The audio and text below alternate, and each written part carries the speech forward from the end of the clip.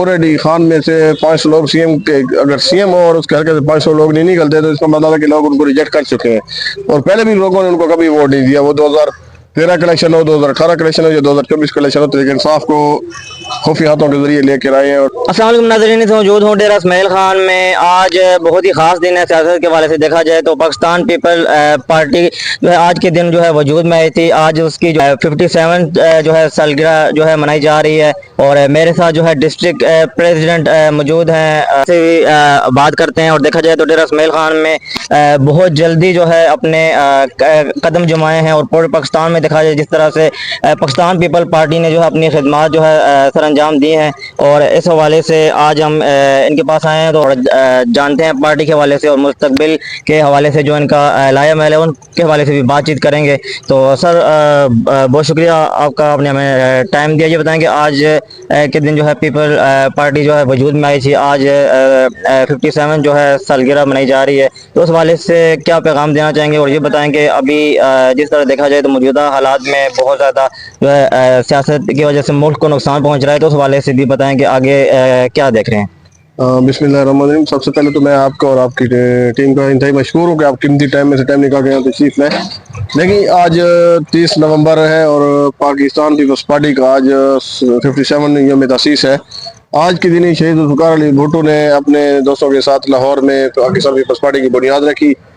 और अच्छा, बहुत कम लोगों को ये चीज़, हमारे जो गैर सियासी लोग हैं या जो हमारे आजकल की ये जो यूथ है उसको भी पता नहीं है कि इस 57 सालों में पीपल्स पार्टी को 14 साल इक़्तिदार मिला, जिसमें जुल्फ़िकार अली भुट्टो साहब, बीबी शहीद और आसिफ अली जरदारी साहब का दौर जो है तो वो शामिल है। लेकिन आप तारीख उठा के देख लें कि जितने भी पाकिस्तान के मेगा प्रोजेक्ट समझे या पाकिस्तान को अपने पाँव पर खड़ा करने वाले मनसूबे हैं वो पाकिस्तान पीपल्स पार्टी के। उसमें आप देख लें कि आपकी जो एटम टेक्नोलॉजी है, अमर सिस्टम में पासपोर्ट का इजरा या शनाख्ती कार्ड का इजरा या बाकी ऐसे ऐसे जो बुनियादी मुल्क के जो मसाइल थे, वो जो चीज़ें थी, वो शहीद जुल्फ़िकार अली भुट्टो के दौर में से शुरू हुई और पाकिस्तान पीपल्स पार्टी के दौर में ही हुई है। उसके अलावा आप देखें कि आज हमारे चेयरमैन बिलावल भुट्टो जरदारी साहब पाकिस्तान पीपल्स पार्टी को लीड कर रहे हैं। और जिस तरह उन्होंने अपने सलाहियतों को मनवाया है, जिस तरह से उन्होंने, आज आपने देख लिया कि जिस तरह जब भी पाकिस्तान के ऊपर मुश्किल टाइम आया, हुकूमत को मुश्किल टाइम आया या मुल्क को कंधा देने की जरूरत हुई, तो आसिफ अली जरदारी और बिलावल भुट्टो जरदारी की क़यादत में पाकिस्तान पीपल्स पार्टी ने हमेशा फ्रंट लाइन पे कुर्बानी दी है। तो आज एक खास दिन है हमारे लिए, क्योंकि हमें पाकिस्तान पीपल्स पार्टी में हम भी काफ़ी अरसे से हैं। हमारे पाकिस्तान पीपल्स पार्टी में काफ़ी लोग शहीद हुए, काफ़ी लोग ये दुनिया छोड़ के चले गए, लेकिन पाकिस्तान पीपल्स पार्टी में काफ़ी टाइम गुजारा, नस्ल दर नस्ल लोग पीपल्स पार्टी में हैं।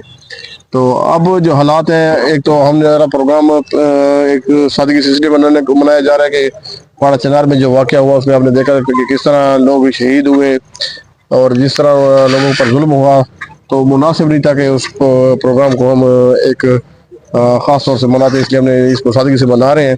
तो सर जी देखा जाए तो पाकिस्तान पीपल पार्टी जो है वो गरीबों के लिए ज़्यादा सोचती है। और देखा जाए मुस्तकबिल में भी, अभी पास में भी हम देखें तो जितने भी पीपल पार्टी ने इकदाम किए थे वो गरीब आवाम के लिए किए थे। ख़ास तौर पे देखा जाए तो बाकी जो पार्टीज हैं वो सड़कों बनाने पे, दूसरी चीज़ों पर ज़्यादा जोर रखते हैं, लेकिन जो पीपल पार्टी है जो है गरीब घरानों का ख्याल रखती है। तो इस हवाले से बताएं कि आगे भी क्या ये जारी रहेगा? देखें आप कि मैंने आपको बताया कि जुल्फ़िकार अली भुट्टो शहीद के टाइम में हमारे जो ज़री सनात के तहत गरीब लोहारियों को जो है ना 100 कनाल ज़मीन अलाट की गई।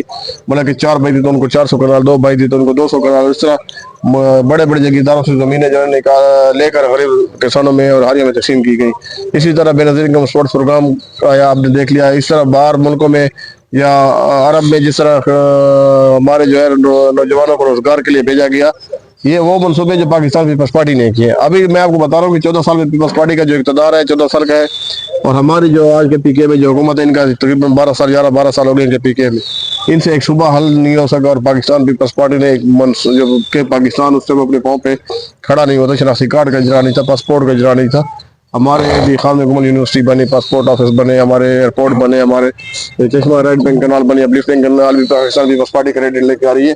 तो पाकिस्तान पीपल्स पार्टी का मेन मकसद जो है ना पाकिस्तान को आगे लेके जाना है, गरीब को जो है ना मजबूत करना है, उनका सहारा बनना है और गरीबों के लिए और हमारी आवाम के लिए जो है ना काम करना है, ताकि पाकिस्तानी एक इज़्ज़तदाराना ज़िंदगी गुजार सके।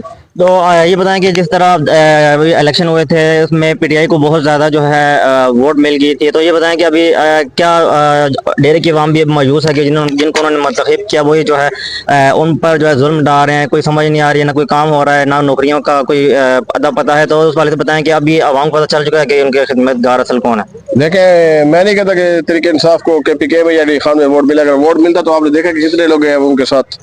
اگر پورے ڈی خان میں سے 500 لوگ سی ایم کے، اگر سی ایم ہو اور اس کے حلقے سے 500 لوگ نہیں نکلتے تو اس کا مطلب ہے کہ لوگ ان کو ریجیکٹ کر چکے ہیں، اور پہلے بھی لوگوں نے ان کو کبھی ووٹ نہیں دیا. وہ 2013 کا الیکشن ہو، 2018 کا الیکشن ہو یا 2024 کا الیکشن ہو، تحریک انصاف کو خفیہ ہاتھوں کے ذریعے لے کر آئے ہیں، اور جس طریقے سے لے کر آئے اور جس طریقے سے انہوں نے پاکستان اور کے پی کے کی تباہی کی ہے وہ بھی لوگوں کے سامنے ہے.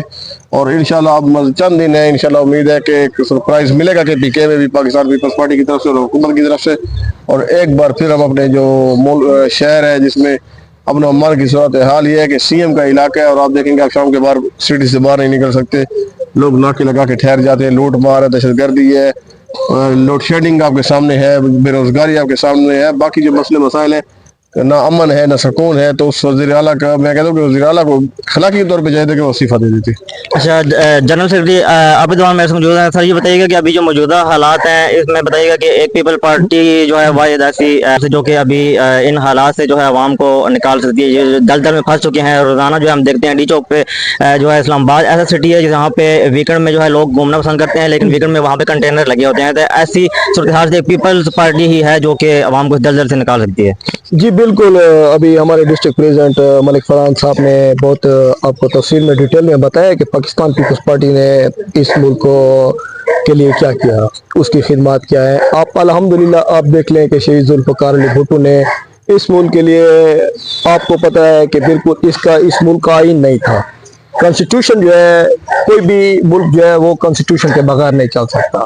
ذوالفقار علی بھٹو سے پہلے آپ نے دیکھا کہ اس ملک کا آئین نہیں تھا، تو شہید ذوالفقار علی بھٹو نے ایک متفقہ طور پہ تمام جماعت کے کنسنسس کے ساتھ ایک متفقہ کانسٹیٹیوشن پاس کیا. آج الحمدللہ کہ ہمارا پاکستان جس میں جتنی بھی جماعتیں ہیں انکلوڈنگ پی ٹی آئی، وہ اسی کانسٹیٹیوشن کو فالو کر رہے ہیں. اگر آئین نہیں ہوتا تو آج میرے خیال میں کہ ہمارے ملک کے اندر افراتفری ہوتی اور کسی کا لحاظ نہیں ہوتا، اور کوئی بھی ملک آئین کے بغیر نہیں چل سکتا. تو ہم امید کرتے ہیں کہ انشاءاللہ پاکستان میں بہتری آئے گی، پاکستان پھلے پھولے گا.